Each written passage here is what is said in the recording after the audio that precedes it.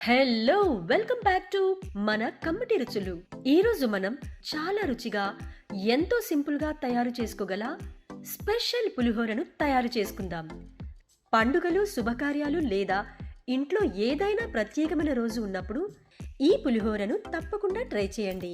సాధారణ పులిహోర కంటే కొంచెం డిఫరెంట్గా చక్కటి రుచితో ఉంటుంది.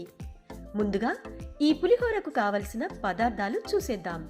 చింతపండు గుజ్జు, ఎండుమిర్చి, శనగపప్పు, పచ్చిమిర్చి, ఇంగువ, పల్లీలు, కరివేపాకు, ఆవాలు, పసుపు, మెంతులు, జీలకర్ర పొడి, నూనె, అల్లం మరియు ఉప్పు.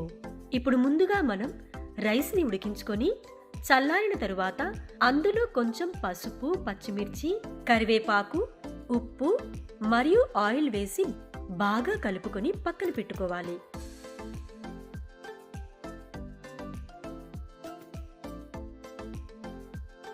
ఇప్పుడు మిక్సర్ జార్లో ఎండుమిర్చి, అల్లం మరియు ఉప్పు, ఆవాలు వేసి గ్రైండ్ చేసి పక్కన పెట్టుకున్నాక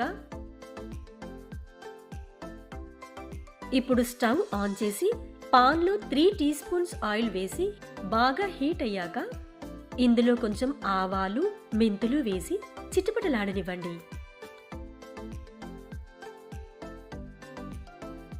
అప్పుడు అందులో చింతపండు గుజ్జును వేసి ఒక 10 నిమిషాల పాటు ఉడకనివ్వాలి.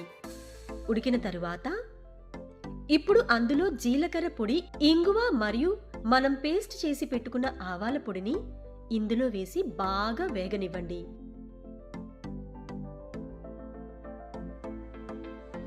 ఇక ముందుగా వండుకొని చల్లార్చుకున్న అన్నంలో ఈ పులిహోర మిశ్రమాన్ని వేసుకొని మెల్లగా కలుపుకోవాలి. అన్నంలో పులిహోర మిశ్రమం ప్రతి గింజకు బాగా పట్టేలా కలుపుకుంటే మన స్పెషల్ పులిహోర రెడీ. లాస్ట్లో తాలింపు పెట్టుకొని అందులో కలుపుకోవడమే. చూసారుగా, ఎంతో సింపుల్గా ఇంట్లో అందుబాటులో ఉండే పదార్థాలతోనే ఎంత రుచికరమైన పులిహోర తయారైందో. మీరు కూడా ఈ స్పెషల్ పులిహోరను మీ ఇంట్లో తప్పకుండా ట్రై చేయండి. రెసిపీ నచ్చితే వీడియోకి ఒక లైక్ చేయండి, మీ ఫ్రెండ్స్ అండ్ ఫ్యామిలీకి షేర్ చేయండి. ఇలాంటి మరెన్నో రుచికరమైన వంటకాల కోసం మన కమ్మటి రుచులు ఛానల్ను సబ్స్క్రైబ్ చేయండి. బెల్ ఐకాన్ నొక్కడం మర్చిపోవద్దు. మరో అద్భుతమైన రెసిపీతో మళ్ళీ కలుద్దాం.